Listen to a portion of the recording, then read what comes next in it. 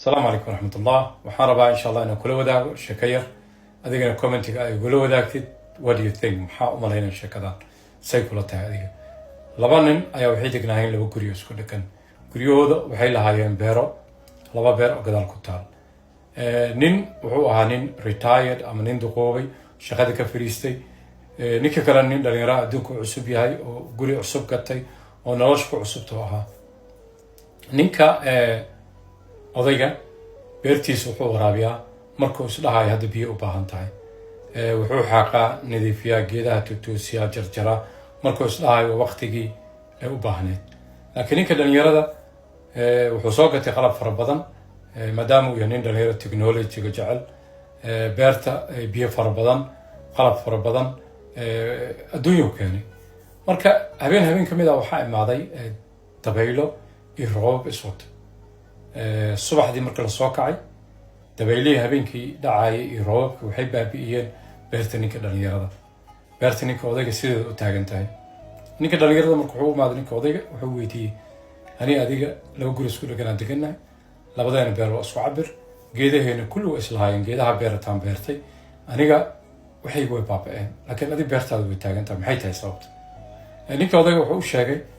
ninka dhalinyarada inuu ninkaan dhalinyarada ka badbadiyey beerta wuxuu dhahay aniga waxaan waraabin jiray beerta markaan isdhahayo waa xilligeeda la gaaray waxaan jiri jiray nadaafad iyo wax kasta u samayn jiray markaan isdhahayo waqtigeeda waaye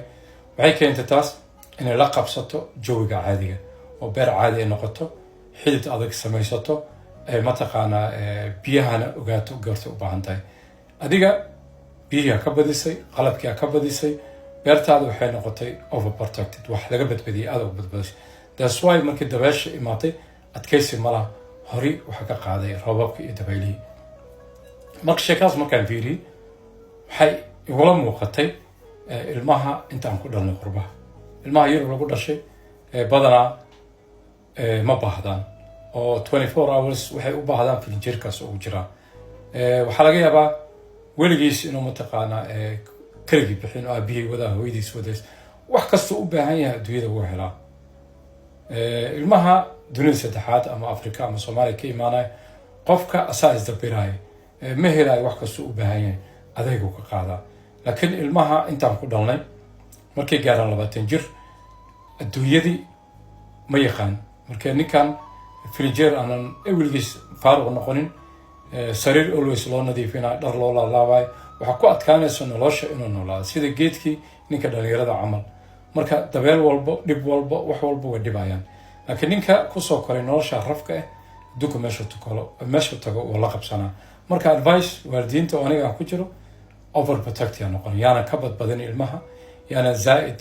ka dhigin marka qaarkood 18 markay gaaraan isku day inay shaqaystaan marka qaarkood markay gaaraan 12 13 waxyaabaha qaarkood inay iyaga soo gataan isku day inaadan siinin wax aadan awoodin aadan u ballan qaadin wax aadan awoodin marka qaarkood waxaa laga yaabaa cabsi aan ka qabno in ilmahan ay naga wareeraan